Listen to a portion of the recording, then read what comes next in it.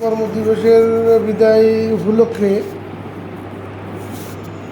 আজকে আমাদের এই বিদ্যালয়ে আয়োজিত যে ছোটোখাটো একটা অনুষ্ঠান, এই অনুষ্ঠানের বিদ্যালয়ের প্রধান শিক্ষক, সহকারী প্রধান শিক্ষক ও আমার সহকর্মী শিক্ষক শিক্ষিকাবৃন্দ এবং আমার তৃতীয় এবং চতুর্থ শ্রেণীর যে ভাইয়েরা আছেন সবার প্রতি রইল আমার সালাম। আসসালামু আলাইকুম রহমতুল্লাহ। এখানে আজকে আর নতুন করে কি আর বলার তেমন কিছু নাই, তবে একটা জিনিস আমার একটু মনে পীড়া দেয়, সেটা হলো যে আমরা দীর্ঘদিন একত্রে থাকলাম, এখন আমার সময়ের খাতিরে চলে যেতে হচ্ছে। এটা সাময়িক একটা বিদায়। এই বিদায়ের অবশ্য একটা মনের একটা মানে কি বলবো, একটা মন একটা খুব সংকীর্ণ হয়ে গেছে। আমার 3-4 রাত হলো আমি ঠিকভাবে ঘুমাতে পারতেছি, বুঝছেন। বারবার এই প্রতিষ্ঠানের কথা আমার ভাসে আসছে। এই প্রতিষ্ঠানের আমরা যারা কর্মচারী বা শিক্ষক আছি সবাই বিদ্যালয়ের সাথে জড়িত, তা হলেও আমি একটু বেশি জড়িত ছিলাম। সেই আমাদের প্রধান শিক্ষক যিনি ছিলেন মাহফুজার রহমান, আল্লাহ তার জান্নাত, তাকে জান্নাতবাসী করুক। ওনার যদিও ছাত্র ছিলাম, তারপরেও ওনার সাথে আমি বিদ্যালয় থেকে শাহ আলম যেমন স্যারের সাথে থাকে, স্যারকে বিদায় করে দিয়ে আমার বাড়ি যাওয়া লাগে। সবাই এখানে শিক্ষকতা করেছে, চাকরি করেছে, সবাই বাড়িতেও গেছে, কিন্তু আমার বাড়িতে যাওয়া হয়নি। ওই স্যার আমাকে ছাট মারে, হ্যাঁ তাহলে বাড়িতে কী করবি, তো বাড়ি হলো কাছে, একসাথেই যাবো, থাকি মাগরিবের নামাজ পড়ে নি।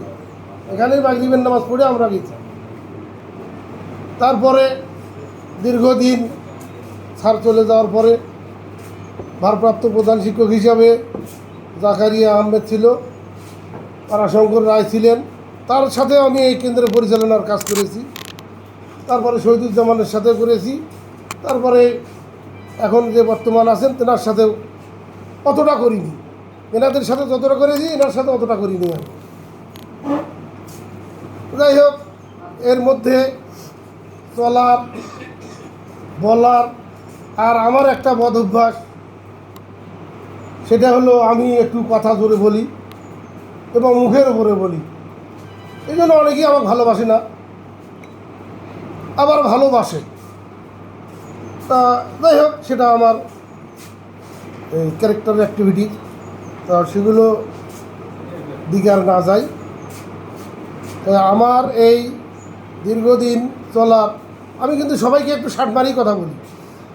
এই রুহুল আমিন থেকে শুরু করে প্রধান শিক্ষক পর্যন্ত আমি একটু ধমকের স্বরেই কথা বলি। যাই হোক, এগুলো আমার হয়তো বলার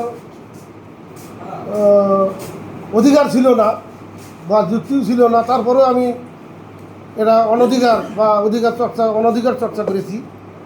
সেই জন্য আমি বিদ্যালয়ের প্রধান শিক্ষক এবং সহকারী প্রধান শিক্ষকের কাছে ক্ষমা প্রার্থী।